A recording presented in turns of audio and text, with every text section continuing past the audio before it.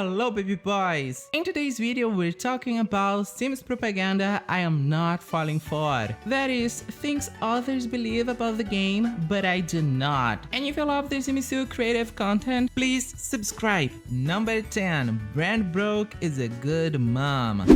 I'm not falling for this one at all. I mean, she's totally jobless and she keeps getting pregnant. Now of course her husband died on a tragic way in a pool accident, and he probably had a job. But this family was broke before that. How do I know it? Well, they're so broke their last name is Broke. How much more broke can you get? So yeah, they had no business making 3 freaking babies. When the game starts, Brandy is about to go homeless and of course find out that she's pregnant once more. On top of that, although she's jobless and so has a lot of time on her hands, she didn't teach Bo at all, and he's about to grow up with no toddler skills. Her eldest, Dustin Broke, is a criminal, but at least he has a job. The only job providing for this family, by the way, is still Brand gives in a lecture every time when the game starts, and somehow this makes me dislike her big time. But in reality, I do love Brandy. I think she's iconic and she deserves,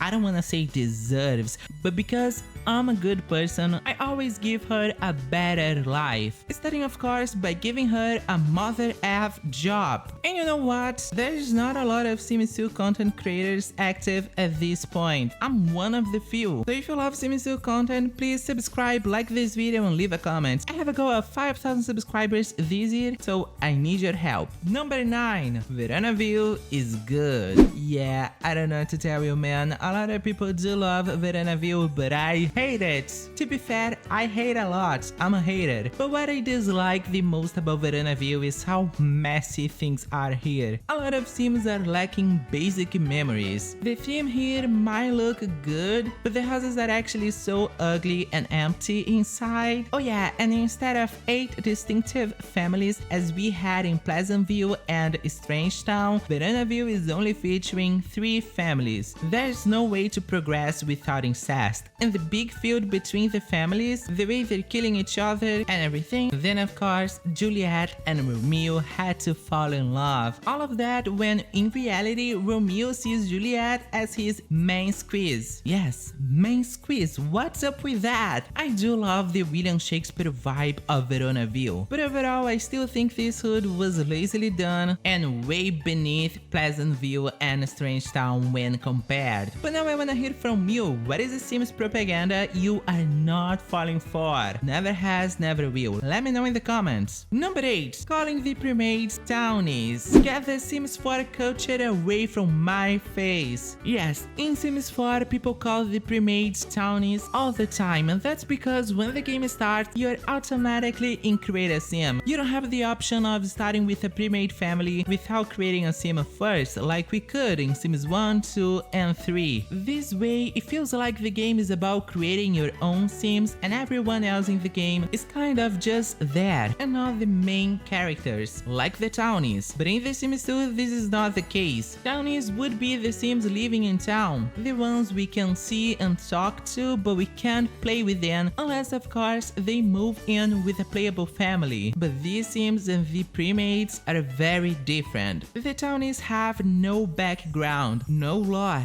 no memories, no ancestors, nothing, not even bios. Everything about them is just randomized. A lot of them will share the exact same face, not even their faces are unique. They have no personality and no taste. Unlike the amazing pre-mades of Sims 2, they had memories, ancestors, bios, pictures, somewhat unique faces, and real relations. Nothing about the pre-mades was randomized. They were done with love and care. That's why I hate when people call, for example, the Goth family Townies. Number 7. Alpha CC looks good in The Sims 2. Now, before you get mad at me, first of all, you do whatever you want in your game, and I do think Alpha CC looks good in pictures and everything. I just don't feel like it matches the vibe of Sims 2. The best type of CC for this game would be Clay and Max's match. I don't like the shiny skins, the bright eyes, and the hot as hawk hairstyles. I feel like all of that would actually make a lot of sense for Sims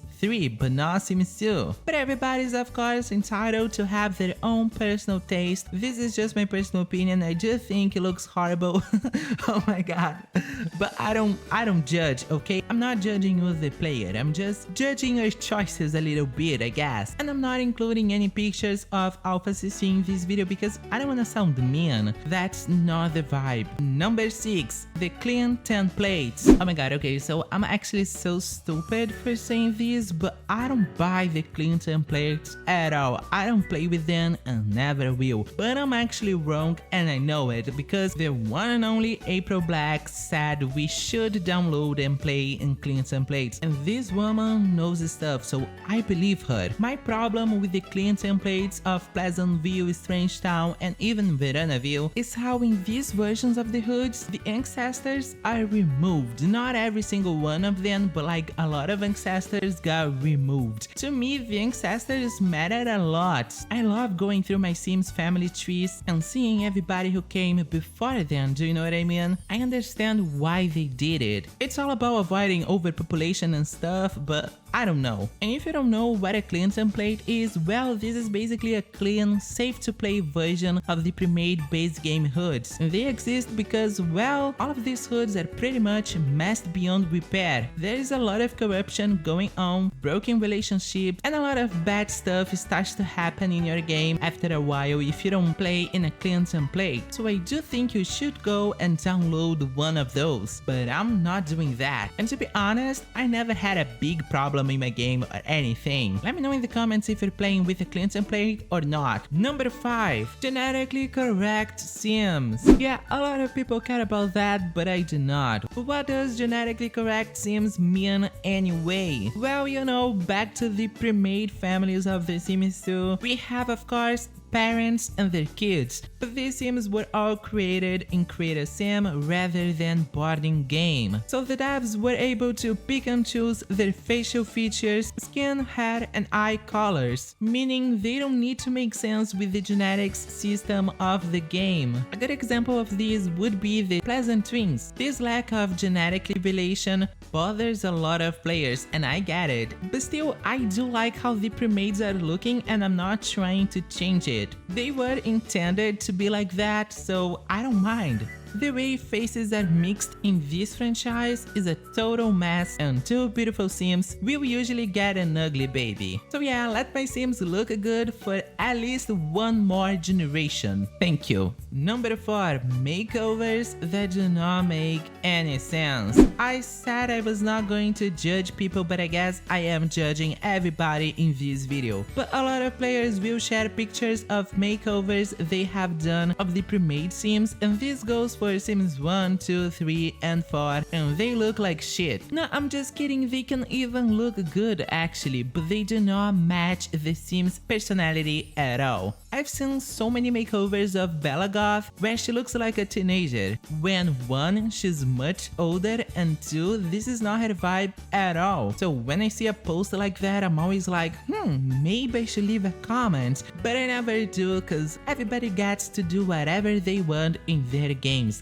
That is true. And actually I do love a makeover, and I do think the pre-mades need and deserve a makeover. I just think it will always look better when the makeover fits the Sims lore, personality, and style. And age. This gets even worse in The Sims 4 because you get to change everything, not just the outfits and the hairstyles, you can also change the Sims facial features and genetics. So I've seen a lot of whitewashing happening, and I think that sucks. Number 3, all Sims look the same in The Sims 2. Yeah, a lot of people believe that. I have a whole video on the topic, and yes, the pre-mades might look similar because the devs were a little lazy about creating them, I guess. And honestly, well, they just didn't know what they were doing exactly. This was like the first game where the Sims actually had real faces in this franchise, so we gotta give them a break. But a lot of people will say that you can't create unique Sims in The Sims 2, they will all look alike because of the graphics and the fewer options in Create a Sim. Now yeah, all of that might be a problem, but but you can create unique sims in this game and they do not need to look alike at all. We have a bunch of custom sliders that you can download and use when creating sims, but even without them you can still make pretty distinctive sims. I just want you to know that. So long story short, the pre-mades all look the same.